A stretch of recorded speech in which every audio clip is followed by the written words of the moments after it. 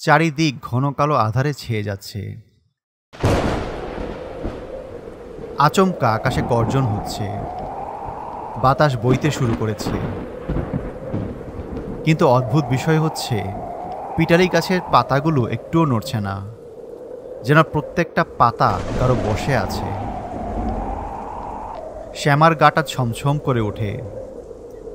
জনমানবহীন নদীর পাড় দেখে কেমন যেন ভয় ভয় করছে ওর। সুমিত ওকে রেখে চলে গেছে কখনই। ওরও দ্রুত জায়গাটা ত্যাগ করা উচিত।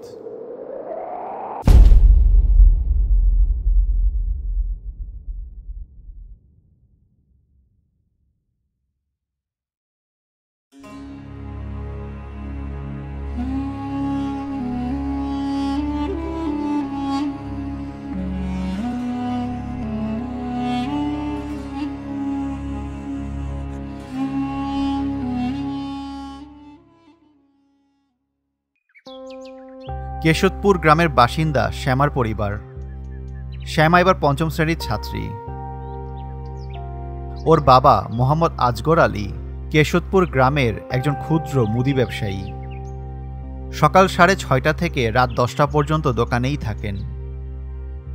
ওদের পরিবারে শ্যামা, তার বাবা মা ও তার বৃদ্ধ দাদি থাকেন। বাড়ির সবার নয়নের মণি শ্যামা। শ্যামাদের বাবারা 2 ভাই। ওর বাবা আজগর আলী, তার বড় ভাই কাদের আলী। কাদের আলীর 2 ছেলে, তাদের বোন নেই, তাই দুজনেই শ্যামাকে নিজের বোনের মতো আদর করে। শ্যামাদের দাদার বাড়ির মূল ভিটা উঁচু জায়গাতে, তাই সেটাকে টানের বাড়ি বলে। ওর দাদা মারা যাওয়ার পর জায়গা ভাগ হয়। শ্যামাদের জমির ভাগ করে নামায় নদীর পাশ সংলগ্ন জায়গায়। আরো ভেঙে বললে ওদের বাড়ি থেকে 10 কদম দূরেই নদীর পার। ওই নদীকে অনেকে অনেক নামে জানে। কেউ বলে মরা নদী, কারো মুখে প্রচলিত আছে হাড়িধোয়া নদী। মরা নদী বলার একটা কারণ আছে। গ্রীষ্মকালে এই নদী একেবারে শুকিয়ে যায়। নদীর মাঝখানে ধান চাষাবাদ করতে পারে স্থানীয় চাষিরা। সেই শুকনো মৌসুমের জন্য লোকমুখে নাম মরা নদী। তবে আরও একটা অদ্ভুত প্রবচন প্রচলিত আছে গ্রামবাসীর মুখে, যদিও কেউ সে কথার বৈজ্ঞানিক ব্যাখ্যা দিতে পারেনি। কিন্তু বৈজ্ঞানিক ব্যাখ্যা মতে কি কিছু হয়? গ্রামের মুরব্বীদের ধারণা এই নদীতে আঝরের বসবাস। আঝর মানে নদীতে বসবাস করা জল প্রেতাত্মা। শ্যামার দাদি হাজি তারুন্নেসা শ্যামাকে প্রায় গল্প শোনায়। ভূতের গল্প, রূপকথার গল্প। গল্প শুনতে ওর ভীষণ ভালো লাগে। এই নদী সম্পৃক্ত ভূতের গল্পও শুনেছে তার দাদির কাছ থেকে। ওদের বাড়ির পাশে নদীর পাড়ের এলাকায় বস্তি তেমন নেই, ছাড়া ছাড়া বাড়িঘর। এক একটা বাড়িতে হেঁটে যেতে 8 থেকে 10 মিনিট লাগে। এই নদীর পাড়ে আরও অদ্ভুত যে বিষয়টা হচ্ছে, এই নদীর পাড়ে 3টা পিটালি গাছ আছে। সেই গাছে ছোট ছোট পিটালি ফল হয়। গ্রামের ছোট ছোট ছেলেমেয়েরা এই পিটালি ফল দিয়ে গাড়ি বানিয়ে খেলে। নদীর পাড়ে বাড়ি হওয়ায় বর্ষার মৌসুম এলেই সময় অসময় একা একাই শ্যামা চলে যায় নদীর পাড়ে। কখনো ছিপ হাতে, কখনো ওদের পুরানো মশারি দিয়ে বানানো কুনি জাল হাতে। ঘণ্টাখানিক বাদে ও ছোট খেলনা হাড়ি ভর্তি পুঁটি মাছ, টাকি মাছ ধরে নিয়ে আসে। ওর মা ওকে বকতে বকতে সেগুলো কেটে ভেজে দেয়।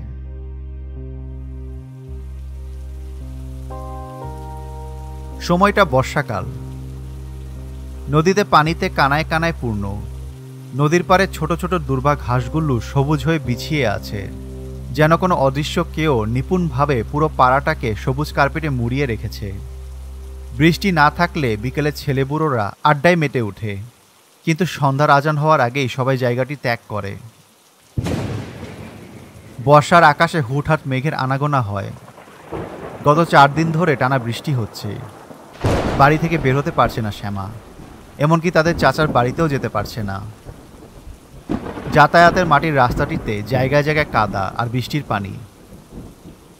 এসব পেরিয়ে শ্যামাকে স্কুলেও যেতে দিচ্ছে না শ্যামার মা রইনা খাতুন। পাছে পা পিছলে পড়ে হাত পা ভাঙে যদি। কিন্তু এমন বন্দি থেকে শ্যামার দম বন্ধকর অবস্থা।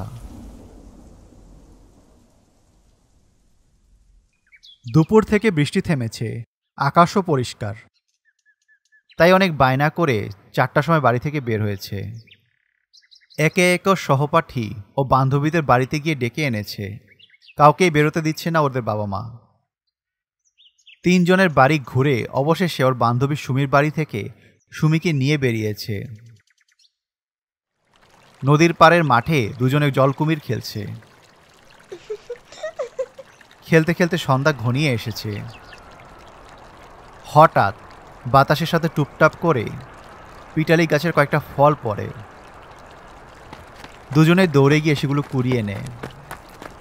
গাছের নিচে বসে সে পিটালির ফল দিয়ে গাড়ি বানায়, লাটিম বানায়। শ্যামা খেলতে খেলতে সুমিকে বলে, সুমি জানোস, দাদি কয় এই গাছে আজর থাকে, ওই আজরের নাকি 3টা পা। একটা পা এই গাছে, দ্বিতীয় পাটা এই গাছে, আর তৃতীয়টা ওই গাছে। শ্যামা বিজ্ঞের মতো আঙ্গুলের ইশারায় দেখিয়ে দেখিয়ে বলছে। সুমি ভয় পেয়ে যায়, ভীতু কণ্ঠে বলে, ওই তোরে কইছে এইগুলান বলতে? আকাশ দেখছোস কেমন হয়েছে? চল বাড়ির জায়গা আর খেলন লাগবো না। সুমি ভয় পাওয়াতে শ্যামা বেশ মজা পেয়েছে, তাই পুনরায় বলে, আরে জামুই তো, আমার কথাটা হুন। দাদি কইছে এই আজরের চুলগুলো নাকি অনেক লম্বা, এইখানে আমরা যে বইসা আছি এই মাটিতে পইড়া থাকে। ও মা গো! ভয়ে সুমি দৌড়ে জায়গাটা ত্যাগ করে। শ্যামা ওখানে বসে থেকেই অট্ট হাসিতে হেসে উঠেছে। ভীষণ মজা পেয়েছে ভয় দেখিয়ে। মুহূর্তের মধ্যেই কেমন যেন চারিদিকে ঘন কালো আধারে ছেয়ে যাচ্ছে। আচমকা আকাশে গর্জন হচ্ছে, বাতাস বইতে শুরু করেছে। কিন্তু অদ্ভুত বিষয় হচ্ছে, পিটালি গাছের পাতাগুলো একটুও নড়ছে না, যেন প্রত্যেকটা পাতা কারো বসে আছে। শ্যামার গাটা ছমছম করে ওঠে। জনমানবহীন নদীর পাড় দেখে কেমন যেন ভয় ভয় লাগছে। সুমিত ওকে রেখে চলে গেছে সেই কখনই। ওরও দ্রুত জায়গাটা ত্যাগ করা উচিত। শ্যামা পা বাড়াতেই ওর মুখের সামনে ঝপ করে উপর থেকে কিছু একটা পড়ে। ভালো করে তাকিয়ে দেখে এগুলো ঘন কালো কুচকুচে চুল সাপের মতো এঁকে বেঁকে দুলছে। শ্যামা ভয়ের চোটে কাঁপছে। ওর ভয় আরও বেড়ে যায় যখন সে উপরে তাকায়। দেখে 3টা পিটালি গাছে 3টা পা রেখে দাঁড়িয়ে আছে আকাশচুম্বী অবয়ব, যার চুলগুলো শ্যামার সামনে মাটিতে ছুঁয়ে আছে। চোখগুলো লালচে গোলাকৃতির, নাকের জায়গাটা গভীর কালো কোটর, ঠোঁটবিহীন রক্তাভ বড় বড় মুখ ভর্তি দাঁত, ফ্যাকাশে গায়ের রং, হাঁটু পর্যন্ত সাদা আলখাল্লা। শ্যামার গায়ে কাটা দিয়ে উঠেছে, শির দ্বারা বেয়ে ঠান্ডা স্রোত বয়ে যাচ্ছে যেন। শ্যামা অতিরিক্ত ভয়ে চিৎকার করতে ভুলে গেছে। মুখ দিয়ে কোনো শব্দ বের হচ্ছে না, চুল পরিমাণও নড়তে পারছে না সে। চারিদিক থেকে মাগরিবের আজান ভেসে আসছে। আজানের শব্দে শ্যামা চেতনা ফিরে পায়। সে দিক বিদিক শূন্য দৌড়াতে শুরু করে। শরীরটা ভীষণ ভারী অনুভব হচ্ছে। ভারী শরীরটা টেনে কোনো রকমে এসে পড়ে বাড়ি টিনের গেটের উপরে। ভর সন্ধ্যায় টিনের চালে এমন শব্দে শ্যামার মা ছুটে যায়। দেখে উদ্ভ্রান্ত শ্যামাকে, হাতে পায়ে কাদায় মাখামাখি। মেয়ের শরীর দুর্বল ভেবে হাত মুখ ধুয়ে কাপড় পাল্টে মেয়ের প্রিয় মাছ ভাজা দিয়ে এক থালা ভাত খাইয়ে দেয়। শ্যামা বারবার বারণ করা সত্ত্বেও জোর করে পুরো থালার খাবারটা খাইয়ে দেওয়া হয়, আর সেটাই কাল হয়ে দাঁড়ায় ওর জন্য।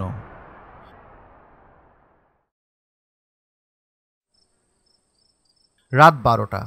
শ্যামা আকস্মিক ঘুম থেকে উঠে গড়গড় করে বমি করতে আরম্ভ করে। বমির সাথে কেবলই রক্ত বের হচ্ছে। ঘুম থেকে উঠে এই দৃশ্য দেখে ওর বাবা মা দাদি সকলেই বিচলিত হয়ে পড়েন। কপালে হাত রাখতেই অবাক, অসম্ভব গরম, জ্বরে একেবারে পুড়ে যাচ্ছে যেন।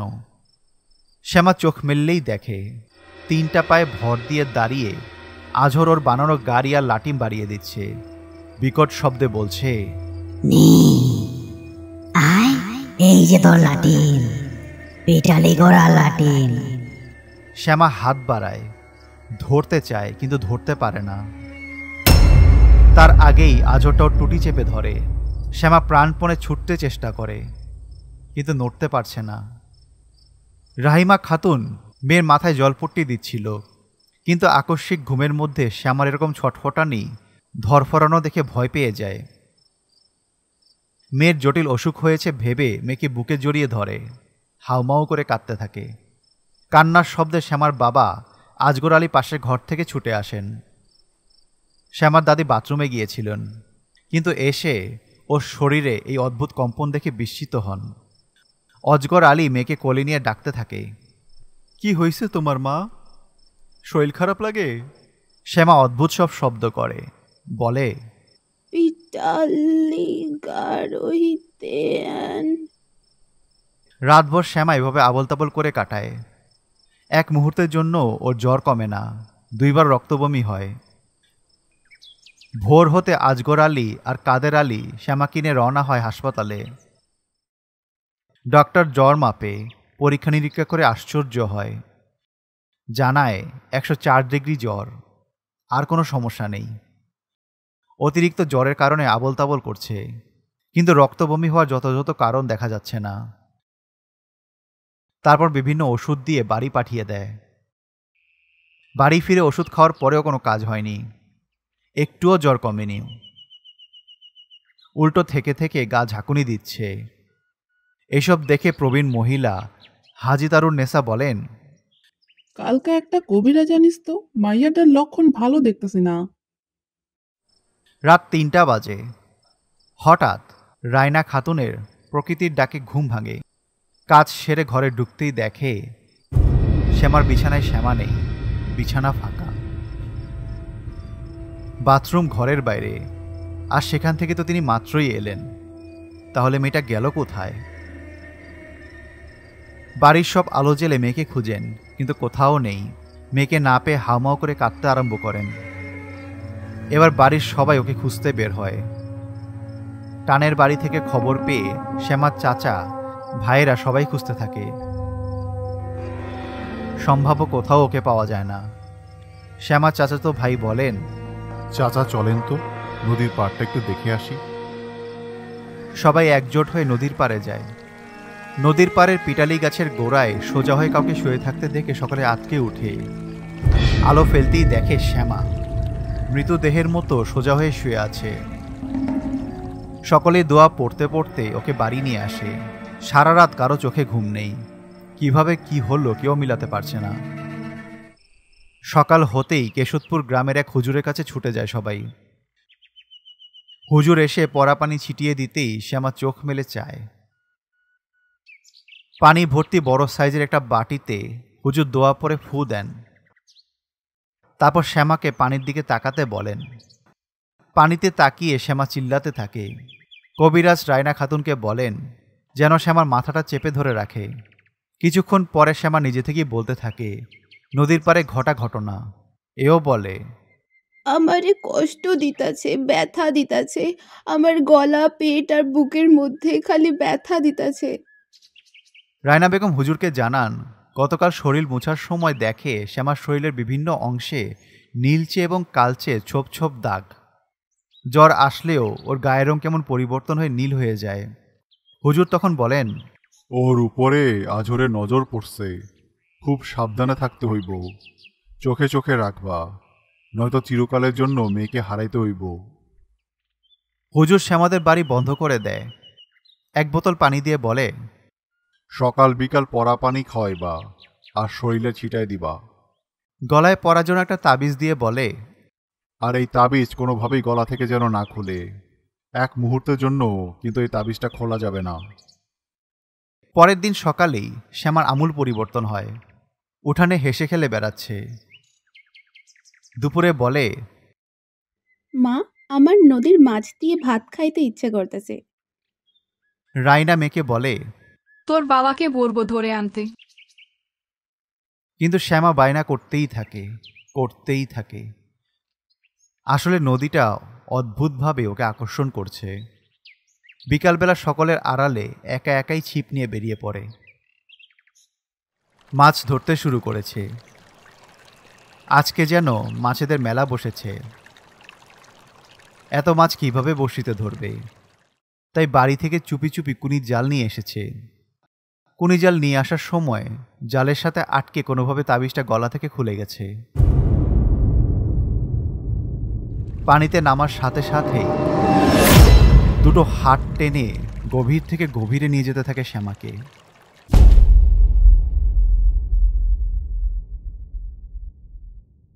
সন্ধ্যা নামার আগে রাইনা খাতুনের খেয়াল হয় শ্যামা ঘরে নেই। সারা জায়গায় খুঁজে কোথাও না পেয়ে সবাই নদীর পাড়ে যায়। নদীর পাড়ে যেয়ে দেখে ছোট্ট জালটা অর্ধেক পানিতে আর অর্ধেক ডাঙায় পড়ে আছে। কারো বুঝতে বাকি নেই ওর সাথে কি হয়েছে। রায়না খাতুনের আজহারিতে সকলের কলিজা ফেটে যাওয়ার উপক্রম।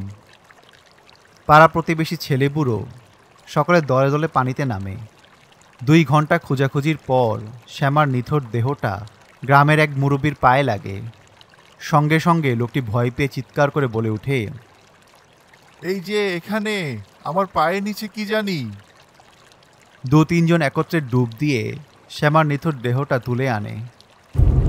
ঘাড় মটকানো, চোখ উল্টানো, হাত পাগুলোর হাড় ভাঙা, আঁকাবাঁকা হয়ে গেছে। সমস্ত শরীর নীল বর্ণ, গলাটা পুরো কালচে। পুরো এলাকাবাসী ভয়ার্ত। প্রতি বছর এই নদীতে এক মায়ের এক সন্তানেরা প্রাণ হারাচ্ছে। কখনো ভেসে উঠছে কারো নিথর দেহ, কখনো গাছে ঝুলানো থাকছে, কখনো মাটির ভেতরে গেড়ে রাখছে, কখনো ধরা পড়ছে জেলেদের জালে। এইভাবেই কত শত মায়ের বুক খালি হচ্ছে। 2-3 বছরে প্রায় 8 জনের প্রাণ গেছে এই মরা নদীতে। এলাকাবাসী ঠিক করে গাছ টিনটা কেটে ফেলবে, কিন্তু কেউ ভয় অগ্রসর হয় না। 2 জন লোক সাহস করে অগ্রসর হয়, কিন্তু গাছ কাটার জন্য কুড়ালে কোপ ফেলতেই আকস্মিক শুরু হয় তাদের রক্তবমি। এই দৃশ্য দেখে সবাই আরও ভীতু হয়ে পড়ে। এরপর থেকে মানুষজন তো দূরে থাক, কোনো গরু ছাগলও ওই নদীর পাড়ে কিংবা মাঠে যেতে দেওয়া হয় না, কারণ অনেকের গরু ছাগলও ইদানিং হারানো যাচ্ছে। পুরো এলাকাবাসীর মনে ছড়িয়ে পড়েছে আঝড়ের আতঙ্ক। এলাকাবাসীর অবস্থা দেখে সেই হুজুর নদীর পাড়ে আসেন। অনেক দোয়া দুরুদ পড়ে 3টা তাবিজ ও লম্বা লম্বা 3টা সুতা হাতে নেন। সেগুলো দিয়ে একে একে গাছ 3টাকে ভালোভাবে পেঁচিয়ে নেন। অদ্ভুতভাবে গাছগুলোতে সুতা পেঁচানোর সময় গাছগুলো অস্বাভাবিকভাবে দুলতে থাকে। সুতা বাঁধা শেষে হুজুর বলে, আর কোনো সমস্যা নেই, নিশ্চিন্তে গাছ কাটা যাবে। আসো, তোমরা গাছ কাটতে শুরু করো। কিন্তু ভয়ে কেউ এগিয়ে আসে না। সবার মধ্য থেকে শ্যামার বাবা এগিয়ে আসে কুড়াল হাতে, কোপ দেয়। তার কিছু হচ্ছে না দেখে একে একে কয়েকজন সাহসী লোক এগিয়ে আসে। অতঃপর সেই গাছ কেটে আগুনে পুড়িয়ে ছাই করে ফেলা হয়। সেই ছাই নদীতে ফেলা হয়। তারপর থেকে আর কখনো কারো ভয়াল মৃত্যুর খবর আসেনি। ভয়ঙ্কর আঝড়ের হাত থেকে মুক্ত হয় এলাকাবাসী।